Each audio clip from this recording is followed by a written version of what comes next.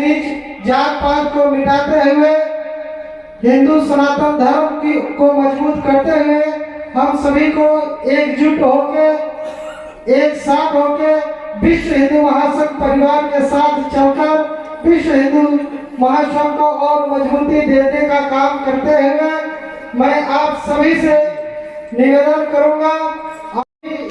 हमारे पदाधिकारी बंधु जिले के कोने कोने से आए हैं, सबसे पहले मैं आप सभी लोगों को बहुत बहुत धन्यवाद दूंगा। मंच पे हमारे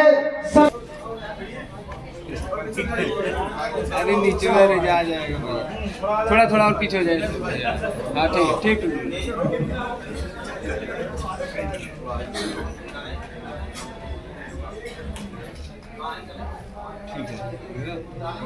ठीक है ओके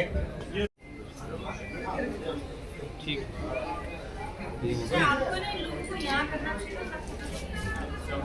ठीक है, कोई दिक्कत तो वैसे करा लीजिए। परिवार की ओर से इनको सम्मानित किया जा रहा है, आप लोग तालियां बजाते रहिए। इसके बाद मैं निवेदन करता हूं श्री संजय चौहान जी, जिला संगठन महामंत्री संत कबीर नगर, आप भी मंच पे आ जाएं।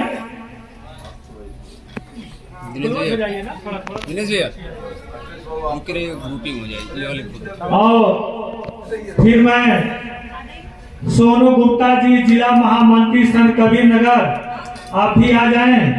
इसके बाद जय हिंद प्रजापति जी, जिला उपाध्यक्ष मीडिया प्रभारी, तो कोई नहीं दबा पाएगा। और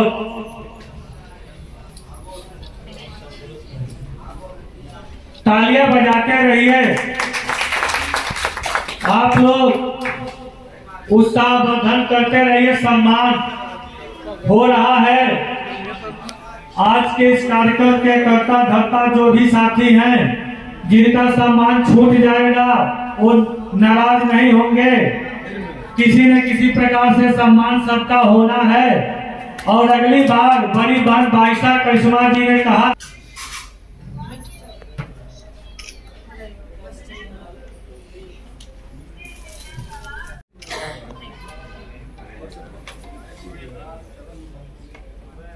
कार्यक्रम चल रही है, कार्यक्रम चल रहा हाँ, मैं मंच संचालन सतेंद्र जी वाला लेते आइएगा था। और लोग लाज के बस कैसे क्या हुआ था कि दोनों लोगों को फेंक दिया गया नदी के किनारे, जिसमें एक को उस समय जुलाहा जो है लकड़ी बीनने का काम करते थे, वो जुलाहा ले गया था। और एक को जो ये संत रविदास जी महाराज रहे, इनको सुअर चराने का काम जो करते थे, इनके जाति के लोग उस समय व्यवसाय के रूप में, तो ये लाए। दोनों का लालन पालन एक ही समय में हुआ था, जन्म भी एक समय हुआ था। ये ऐसे संत थे, ये जब थोड़ा बड़ा हुए तो जहाँ लालन पालन हुआ, वो उनके पिताजी चर्मकार का काम करते थे। चर्मकार मतलब चमड़ा का काम करते थे, जूता बनाने का काम करते थे। और ये जब बड़े हुए तो ये भी जूता बनाने का काम किया करते थे। संत रविदास जी बहुत ही उदार व्यक्तित्व के थे। इनका सहनशीलता था, नम्रता था, क्षमा दया याचना सारे गुण मौजूद थे। ये किसी को कुछ कहते नहीं थे। उस समय मुगलों का अत्याचार चरम सीमा पर था। ये जो साप्ताहिक कार्यक्रम का आयोजन हुआ है, उस कार्यक्रम में उपस्थित मंचासीन सभी सम्मानित पदाधिकारी को और यहाँ हम लोग के बीच में मातृशक्ति की प्यारी बहनें, माताएं और भाइयों और पिता तुल्य जो भी लोग हैं आए हुए हैं, आप लोग का बहुत बहुत धन्यवाद कि आप लोग आकर इस कार्यक्रम को सुदृढ़ और संपन्न बनाया। आप लोगों के आने से एक हम लोगों में ऊर्जा मिली कि आप लोग आए और हमारा कार्यक्रम आगे भी करने का एक लक्ष्य जो होगा वो पूर्ण होगा। और हमारे बीच में राजस्थान से चलकर आई श्रीमती बाईसा करिश्मा जी और उत्तर प्रदेश परिवहन निगम की ब्रांड एम्बेसडर है, जो एक गर्व की बात है कि एक महिला होकर हम सबको प्रोत्साहित करें, उत्साहित करें, ताकि हम सब महिलाएं आगे चल के फील्ड में अच्छा वर्क करें और हिंदुत्व के लिए एक अच्छी मिसाल साबित करें कि महिलाएं भी पुरुष से कई गुना आगे बढ़कर काम कर सकती है। चाहे वो अकेली हो, चाहे वो शादीशुदा महिलाएं हो, सब महिलाओं के अंदर एक हिंदुत्व की भावना होनी चाहिए। जाति पात को दूर रखकर सिर्फ विश्व हिंदू महासंघ से जुड़े हुए हैं। ये सबसे बड़ी गर्व की बात है कि हम इस कार्यक्रम में आके अपने आप को गौरवान्वित महसूस कर रहे हैं। इसी के साथ अपनी गाड़ी को माहिर मेहमान तुमको माना, तुमने हम ही को काफिर। बस ये बता दो खंजर क्यों पीठ में उतारा, क्यों सोमनाथ तोड़ा, मथुरा को क्यों उजाड़ा। शंकर का जुर्म क्या था, कान्हा ने क्या किया था, वनवास राम जी को बाबर ने क्यों दिया था। 1300 साल हमने यही सोचते गुजारे, क्यों गर्दनें उतारी, क्यों फूके घर हमारे। सारी जवाबदेही तय होगी धीरे धीरे। योगी आदित्यनाथ मुख्यमंत्री हैं तो उत्तर प्रदेश में जवाबदेही हो रही है। हे ईश्वर, शरीर के में जितने भी रोम छिद्र हैं उनसे यहाँ बैठा हुआ हर व्यक्ति का हर रोम चिल्ला के कह रहा है कि योगी आदित्यनाथ भारत के प्रधानमंत्री के रूप में स्थापित हो। उस समय पता चलेगा कि पुर्तगाल कहाँ है, उस समय पता चलेगा कि अफगानिस्तान कहाँ है, उस समय पता चलेगा कि बांग्लादेश और पाकिस्तान कहाँ है। सब श्याम नारायण भाई आपके हाथ में आएगा, तब आप अखंड भारत का सपना उस दिन आपका पूरा होगा। सारी जवाबदेही तय होगी धीरे धीरे, हर हर का नाद होगा गंगा नदी के तीरे। सोया हुआ सनातन और भारत विश्व गुरु भी होगा, कोई इसको रोक नहीं पाएगा। सिर्फ आप हिंदू एक हो जाइए, मैं दावे के साथ कर रहा हूँ। सारे के सारे लोग, मैं बहुत जिम्मेदारी से कर रहा हूँ, कम से कम 2 दर्जन मुस्लिम लड़कियों की शादी हिंदू नौजवानों से कराया हूँ। उन लड़कियों ने स्वयं उन लड़कों ने संपर्क किया कि मैं हिंदू धर्म स्वीकार करना चाहती हूँ, और 2 दर्जन शादी मुस्लिम लड़कियों का हिंदू से करा करके हिंदू बनाने का कार्य किया है। हिंदू धर्म को अपनाने के लिए तमाम मुसलमान लाइन में खड़े हैं कि हमको भी हिंदू बनना है। जिस दिन उनको पता चल जाएगा हिंदू समाज एक हो गया है, सारे के सारे मुसलमान हिंदू बन जाएंगे और भारत अपने आप हिंदू राष्ट्र बन जाएगा। इसलिए इसी निवेदन के साथ कि जात पात के नेताओं के चक्कर में, जात पात का बीज पहले मुस्लिम आक्रांता बोए, उसके बाद अंग्रेज बोए, अब ये मुस्लिम आक्रांता अंग्रेजों के रूप में आपके बीच में आपके नेता। मैं तो कहता हूं दावे के साथ, मैं जिस जिला पंचायत क्षेत्र से, इस समय मेरी पत्नी जिला पंचायत है, इससे पहले मैं जिला पंचायत था, मैं मुस्लिमों के घर वोट मांगने नहीं जाता हूं। क्यों नहीं जाता हूं? कम से कम दर्जन भर हमारे मुस्लिम हैं। हमारे जिस जगह मेरा घर है उसके आसपास कम से कम दर्जन भर गांव मुसलमानों का है। मुस्लिमों से वोट क्यों नहीं मांगता हूं? मैं जानता हूं हमारा गरीब हिंदू जब पीड़ित होगा और मुसलमानों द्वारा पीड़ित होगा तो मुसलमान आएगा, हमको वोट का ठोस देगा। ये हम मुसलमान हैं, हम 12 गांव हैं, तुमको जीतने नहीं देंगे। इसलिए मैं सोचता हूँ चुनाव जीतूं या ना जीतूं। जन्म लिया हूँ, हम लोग यहाँ जन्म लिए हैं कि हमारा संस्कृति सुरक्षित रहे, हमारा परिवार सुरक्षित रहे। कश्मीर से आपको सीखना चाहिए। जब कश्मीर में मुस्लिम बहुसंख्यक होता है तो 5 लाख कश्मीरी हिंदुओं को कश्मीर से निकाल दिया जाता है। ऐसी भारत में विस्थापित होकर दिल्ली और बंबई की सड़कों पर भीख मांगने के लिए मजबूर हो जाता है। इसलिए बढ़ती हुई जनसंख्या, बढ़ती हुई मुसलमानों की जनसंख्या और बाबर और औरंगजेब की सोच की बढ़ती हुई जनसंख्या, ये हम हिंदुओं के लिए खतरा है, इस हिंदुस्तान के लिए खतरा है, इस हिंदू धर्म के लिए खतरा है। इसलिए मैं आपसे निवेदन करने आया हूँ कि आप एक होकर रहिए।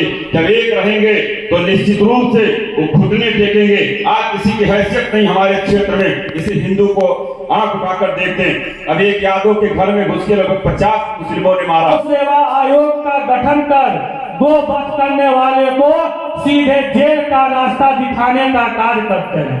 आपको याद होगा पूज्य महाराज जी मुख्यमंत्री बनते ही फैजाबाद को अयोध्या कर दिए, इलाहाबाद को प्रयागराज कर दिए।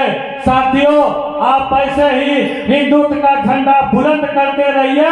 वह दिन दूर नहीं जब हैदराबाद को भी पूज्य महाराज जी भाग्यनगर बनाने का कार्य करेंगे। साथियों, चूंकि मैं मुख्य वक्ता के रूप में आज उपस्थित हूँ, बोलना तो बहुत कुछ चाहता हूँ, लेकिन हमारे बीच में पता है कि आप सब लोग को नींद आ रही है, आपको सबसे ज्यादा सहभोज का इंतजार है। जैसे बच्चों को स्कूल के अंदर जब 26 जनवरी में झंडे का नहीं लड्डुओं का इंतजार रहता है कि नहीं? ऐसा सही है कि नहीं? नहीं ऐसा नहीं है। तो फिर एक बार जोरदार ताली बजाइए। लगना चाहिए नहीं आ रही किसी को। सर्वप्रथम मैं हृदय तल से आभार प्रकट करना चाहूंगी उस धरती के लोगन का। मैं पांव लगत रही, ये धरती के कण कण में सनातन धर्म की खुशबू बा। जौन धरती पर आज संत कवि रविदास जी की सौगात मिलत बा, जेके आप सब लोग इतने बहुत दिन से अगोरत रही। मैं सही बोल रही हूँ कि नहीं? तो ताली बजाते रहिए, गड़गड़ा के ताली बजाते रहिए। क्या फिर बगल में बैठे हुए बोलेंगे अरे जाओ पंकज बा हमारा फोन तो लेके आओ तनिक। क्या हम सही बोलत रही है गलत बोलत रही? सही बोलत रही। तनिक कोई गलती हो जाए तो हमें क्षमा करत बानी। अच्छा, आज जो है हमारे जो शिरोमणि संत शिरोमणि रविदास जी की जयंती के उपलक्ष्य में हम सब लोग एकत्रित हुए हैं और ये बहुत अच्छा और एक शानदार मौका है कि हमें आपस में मिलने का मौका भी मिला और जो उनकी प्रेरणा रही है, जो उनका लक्ष्य था कि जातिवाद खत्म हो, उस समय में उन्होंने जो अराजकता फैली थी और चीजें थी उसको स्वीकार नहीं किया।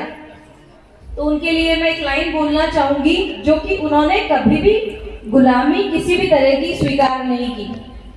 अगर मैं कहीं गलत बोल जाऊं तो आप लोग मुझे मार्गदर्शन करिएगा क्योंकि कोशिश कर रही हूं। पराधीनता पाप है जान लियो रे मीत, पराधीनता पाप है जान लियो रे मीत, रविदास पराधीन सो कौन करे है प्रीत।